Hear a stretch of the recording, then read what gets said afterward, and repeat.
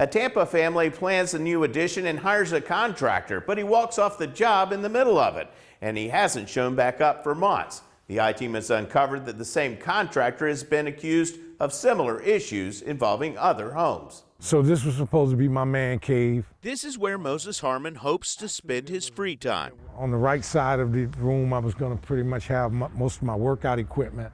On the left side of the room, I was going to have my pool table. He saved for years from his small landscaping business so he could pay cash. It's the first time I've ever taken a step like this. How much money did you pay this contractor? So far, I'm out of about $45,000. What was the project supposed to cost? A little bit better than $50,000. The contractor is GLK Construction, owned by Jeremiah Klotz. I signed my contract in October of 2022. The project was estimated to take 8 to 12 weeks, but all work stopped after a failed building inspection in October. Did the construction company say they're going to come fix it? Yeah, they've been telling me they're going to come fix it for months and months. Moses is among 10 GLK customers we interviewed with similar complaints. There's a bathroom, and there's going to be an open kitchen, and then an open bedroom/living room. Warren Bucknam has paid GLK $40,000 on a $70,000 studio apartment project. So I found out a couple weeks ago that the permit was actually never approved. The city halted the project, saying construction began on the permit prior to permit approval. So those could potentially have to be ripped out and totally redone. A stop work order appeared on Darren Kuntz's project in mid-January. I asked him what's going on, and it took him a couple of days just to even answer me. GLK failed to get a roof inspection. This is for my mother-in-law. She is trying to stay out of the nursing home. Darren's contract, signed in February, estimated completion within 12 to 16 weeks.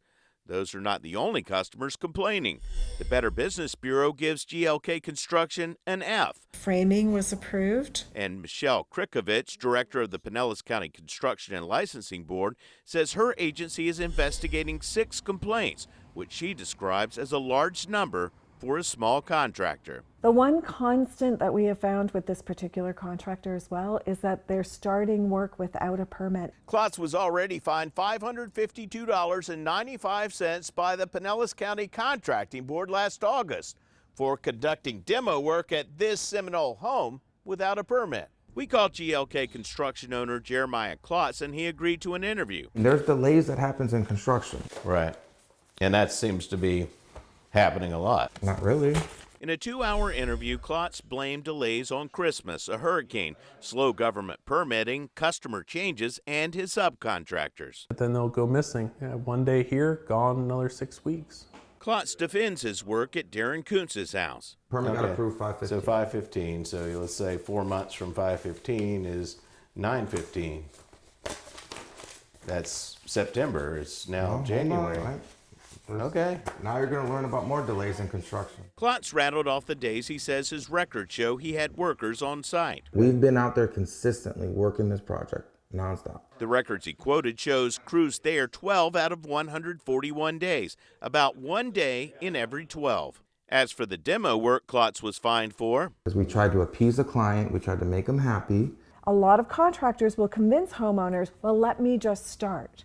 And, while we're waiting for the permit. customers' contracts we saw included 30% deposits. I would never engage a contractor who asks for that amount of money up front. What's a reasonable amount? A good starting point would be 10%. Customers told us Klotz often asked for payments ahead of schedule. It's too much to try to keep all the subcontractors paid, to keep materials flowing and everything, because we're like fronting money the client hasn't even paid yet. Isn't that part of what this business is all about? Yeah, but you have to try to lower your risks. A well-financed contractor with a long, successful track record is really not going to ask you to finance his materials or his labor costs. Moses Harmon has paid for 90% of his project, including for insulation and drywall that hasn't been installed. But he's paid you for that, right? Yeah, but it's one payment and it covers this. But it's supposed to come at the end of that phase of the project, no, it says right? will be due following the completion. That of means at the electrical. end. Following the completion means after it's done,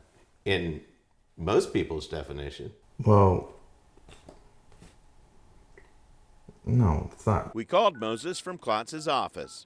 Confidential. Hey, Mr. Walzer. Hey, Moses, I'm sitting here with Jeremiah Klotz, and he's telling me he's got all the supplies for your project. This was supposed to be an 8 to 12 week project.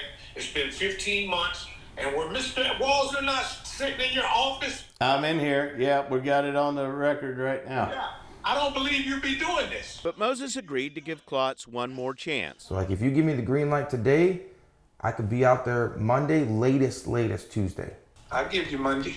Okay, let's do Monday. Klotz estimates it will take 5 more weeks. Construction's a tough business. Yeah. I might want to be like a reporter like you after this. You seem My job's a lot easier. seems like it. I'm I-Team investigator Adam Walser with photojournalist Matt McGlashan taking action for you.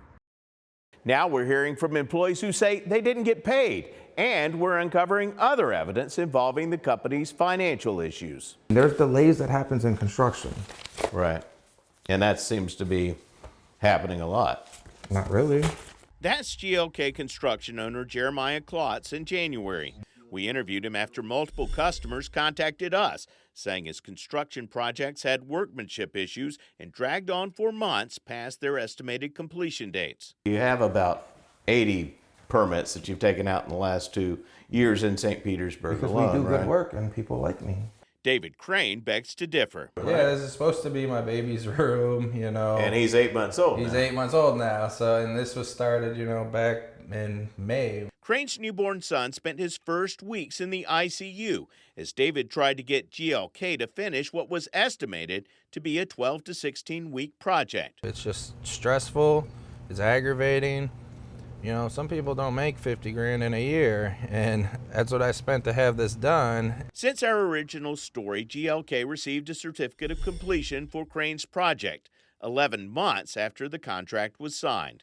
But during that time, the company also racked up 5 new complaints with the Pinellas County Construction Licensing Board. On 22 jobs, he was 90% paid out on, and not even half the work was completed. 5 former employees also reached out to us, saying Klotz owes them money. He's hurt a lot of people, a lot of contractors. These employees, including 3 former project managers, say Klotz owes them thousands of dollars. Bob Bumiller says he couldn't cash his last check because of insufficient funds in GLK's account. He wrote me a check for $1,193 that still has not cleared. And from my understanding, they've closed that account. Actually having to sell my work truck just to get out from under all of the bills that I've incurred. The St. Petersburg Police Department confirmed receiving reports involving worthless checks from Klotz and GLK, but would not release records detailing how many were written and to whom, saying the case is under investigation. Jim Barnes says when he complained about not getting paid, the Klotzes took legal action. His wife had a restraining order put on me when I dropped off some blueprints one day to mention about my pay. The case was dismissed when Klotz didn't show up for the court hearing. Robert Palin says GLK owes him more than $8,000. I mean, we all work week to week, like most people in the country. And if you don't get paychecks, how do you feed your children? How do you pay your rent and your mortgage and your insurance and all of that stuff? He says when he confronted Klotz about the money, Klotz promised he would get it within days. None of the checks cleared. Robert Peterson says Klotz owes money to him and several contractors he brought onto jobs. I closed out 3 jobs within my first month and a half there, and then the money started to dwindle away, and it was, we can only do this much today, this much tomorrow. Like, we'd have to do little bits on each job. You felt like there was some financial issues? Yes, for sure. In a text to Peterson, Klotz said, "I'm trying the best I can to get everyone paid. I'm taking stuff now from house to see if I can pawn it." In his divorce case, his attorney stated in a filing that the parties are spending completely unreasonable, outrageous amounts of funds that they don't really have. A trucking company sued GLK and Klotz in March for more than $17,000, and a laborer received an $880 judgment for unpaid wages. Records show that Klotz was making monthly payments on a Seminole condo, a waterfront home in Reddington Shores, and a condo in Indian Rocks Beach. We found in your divorce that you've got monthly payments of $24,500 on all these properties. You took out these enormous loans. Is that hard to keep a business going when you have this kind of debt? Adam, are you serious? You're seriously asking this question? Klotz didn't answer. His divorce lawyer recently made a motion to withdraw, saying Klotz owed him $12,989 in unpaid legal fees. Klotz's former employees say they hope the county or law enforcement will take action before others are affected. Last week I was eating peanut butter and jelly sandwiches, and I ran my truck out of gas. I said, that's it, how can I go to work if I don't have gas money? I'm I-Team investigator Adam Walser with photojournalist Matt McGlashan, taking action for you.